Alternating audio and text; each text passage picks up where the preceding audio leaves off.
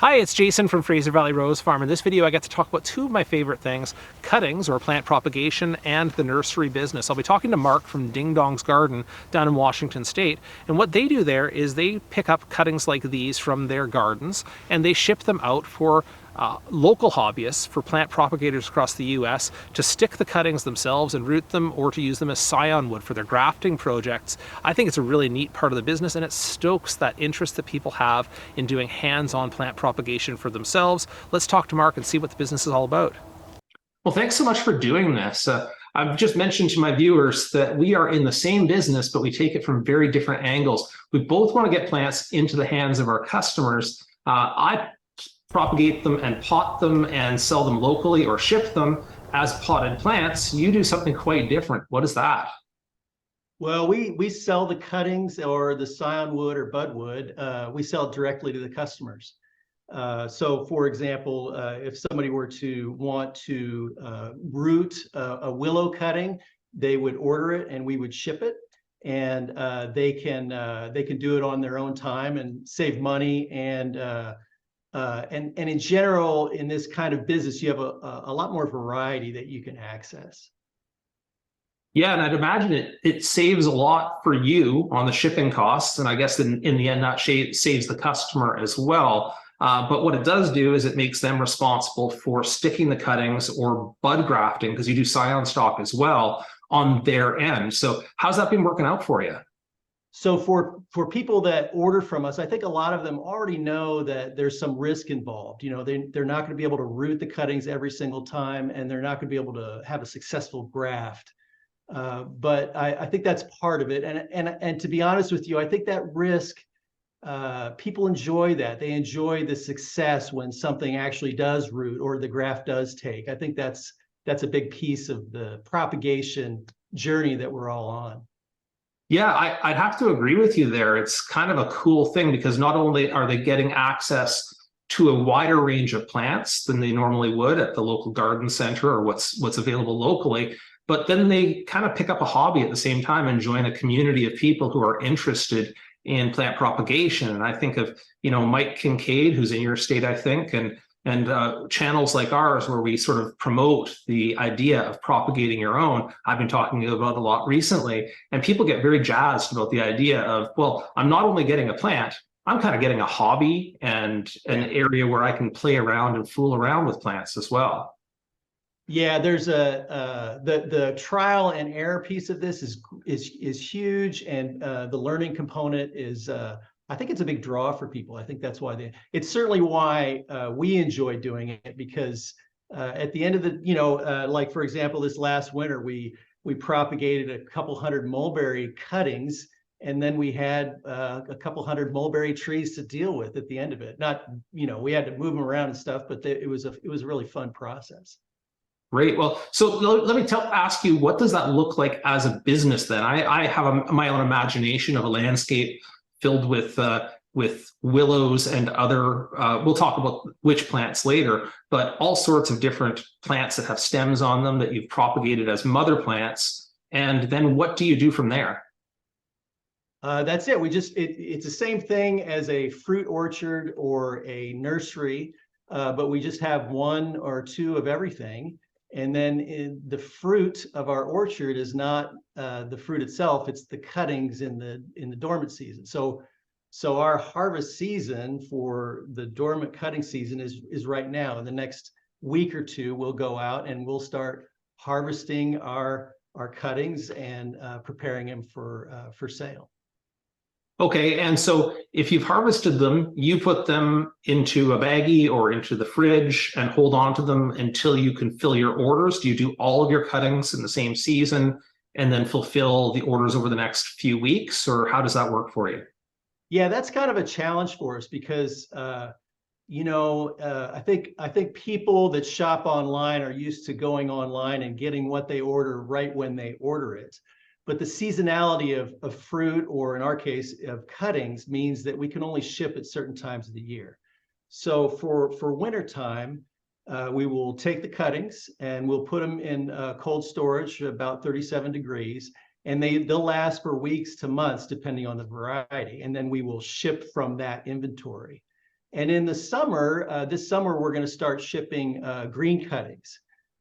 We ran some tests last year where we would take green cuttings and then simulate shipping, and it worked out great. So next summer, we'll put things online for sale, and people can come in and order during the week. And then on Sunday, we'll go out and take the cuttings and pack them up to ship out on Monday, and they should reach all their destinations by the end of the week. Okay, let's get into the exciting part. What kinds of plants do you have there? Because I looked on your site, you have a number of different types of mulberries, figs. I saw on there pears and apples, which I assume are like scion stock, currants, spirea, all sorts of stuff on there. It looks like you have a good diversity of plants.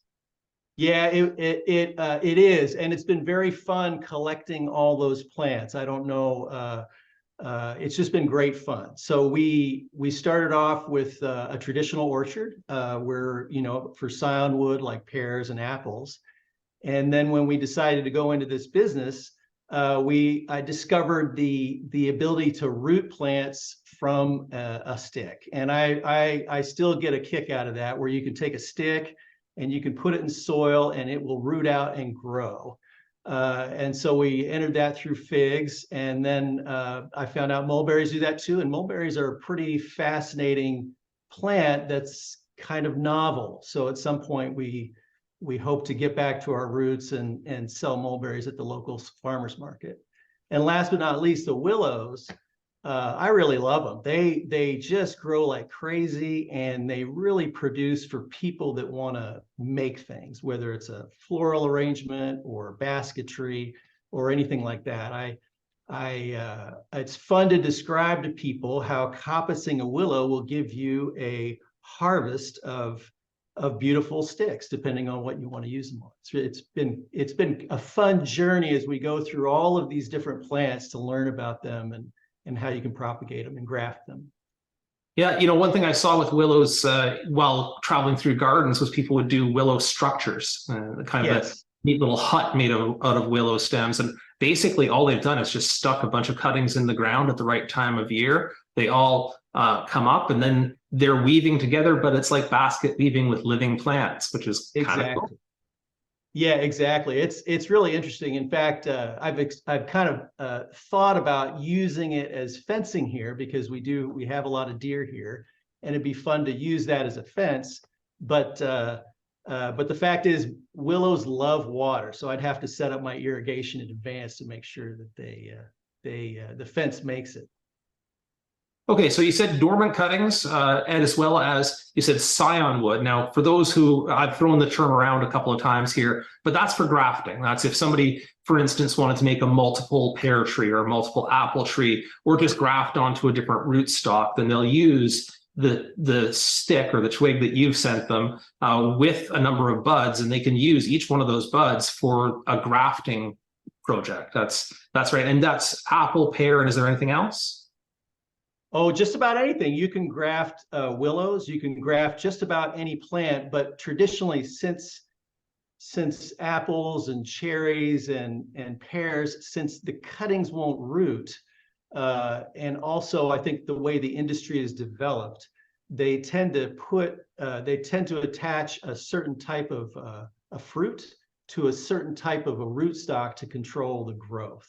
So, however, if you're new to it, you can take an apple budwood or scion wood and graft it directly onto an existing tree. You don't have to, there doesn't have to be any kind of special thing that you graft it onto. Sure, and I've heard from my viewers a few times, really fun and interesting projects where they talk about, what if I multiple grafted like 5 different kinds of roses onto the same plant? And you wouldn't even have to buy a rootstock variety. You could put that onto a vigorous rose in your garden and graft a whole bunch and get some interesting stuff. So it is an interesting part of the hobby that people have a lot of enthusiasm for. And I guess that's your customer. I guess that's really people who are kind of hobbyists, who want a bunch of diversity. They don't want to pay an arm and a leg for a potted plant shipped through the mail. And I have to say, as a seller, the idea that we have been shipping plants, potted plants through the mail, that is such a pain.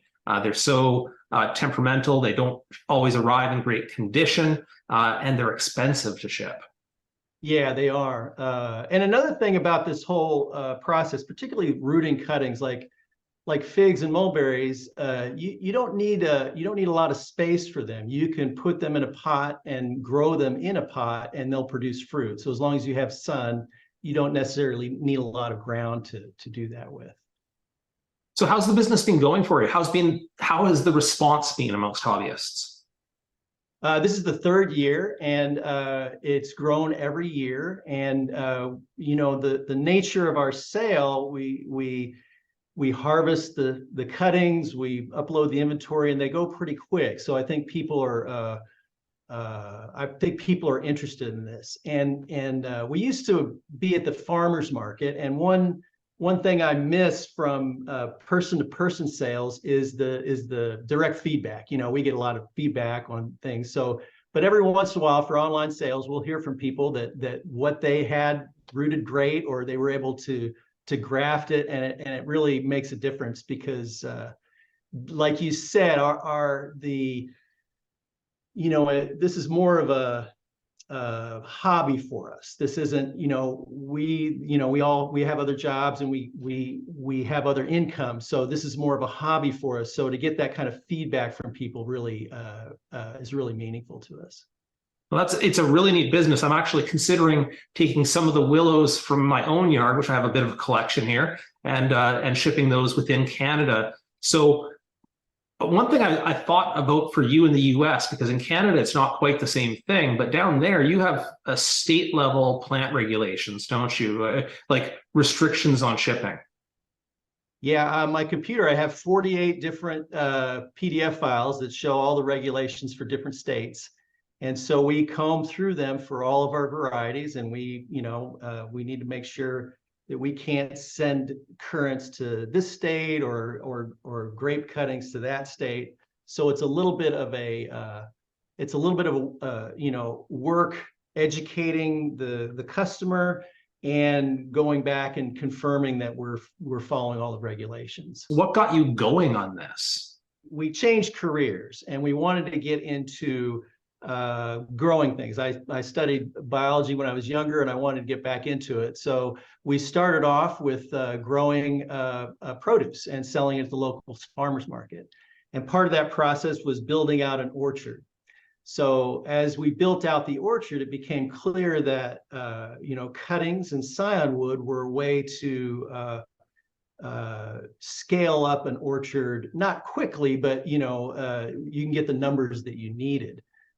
And then along the lines, and we also started selling plants like you do. And along that journey we had, I realized that weeding strawberries or hauling fruit crates or carrying big plastic pots with plants is something that I can only do for a certain number of years more.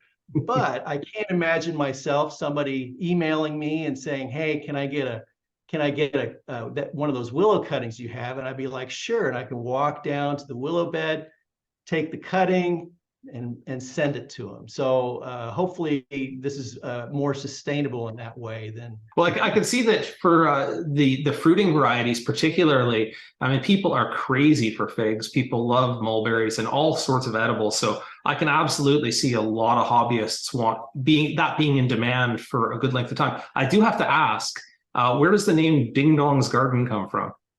Oh yeah, Dingdong is my lovely wife of 23 years, and she's from the Philippines. And she was born in the middle of the night, and her father heard the church bells ring and said, "Well, her name is Dingdong." And then when we got to the point to where we were talking about naming our farm or our nursery, Mark's Garden just didn't sound very as appealing as Dingdong's Garden, so we went with that. I have to agree with you on that. You're located on beautiful Lopez Island. Is that down in the Juan de Fuca Strait, or where is that? Yeah, it's in the San Juan Islands. So we're kind of in the southern part of the San Juan Islands. So we were in the rain shadow of the Olympic Mountains. So we don't get a lot of rain every year, but we get enough. And we moved here around the same time as we started our business. And And this place is great. The San Juan Islands and Lopez Island in particular, the people here are great, and the lifestyle is wonderful. And I can imagine at that point, because your local population can't be massive. I mean, you're within striking distance of a major metropolitan like Seattle, but there's a ferry in the way. So the ability to take your business and put it in the mail sounds pretty attractive. Yeah, the population here is maybe 2,000 or 3,000, but we do have a post office, and we have the ferry runs multiple times a day, so there's no problem. But we do, we kind of sort that out with shipping, so we only, despite the expectations of immediate shipping that people have, we only ship on Mondays to make sure that cutting gets across the U.S. By the end of the week. That's smart. That's smart. So what are your other plans? Well, there's some, when you're out in the field, you can't help but daydream. And one thing I'd like to do is I'd like to take something like this out into the orchard. It'd be fun to do a live stream where people just come on and say, hey, I'd like to check out this. What does this look in the springtime? And then you walk out and show them. We're not there with the technology yet, but someday. And another thing that I would like to do, and I'm not sure, maybe it would work for you too, where instead of a U-pick orchard, you have a U-prune or a U-cut, where people can come on and look at the plant like a hobbyist who's already familiar with plant propagation. They take a look at the plant, and then you can take cuttings for them, and they can take it home and give it a shot themselves. That's an interesting idea. I'm not sure I want to go there with the roses particularly, but with other cuttings, I don't see any reason why I couldn't let people put their clippers into my willows, for instance, or dogwood. Oh, that's right. That's right. Yeah. Right on. Well, thank you so much for taking the time to explain your business to me. I learned a lot about an alternate approach to running a nursery business, so without having to ship and haul all of that soil around. So I think I think it's really neat, and I wish you all the best. Well, thank you very much. All right, take care then. See ya.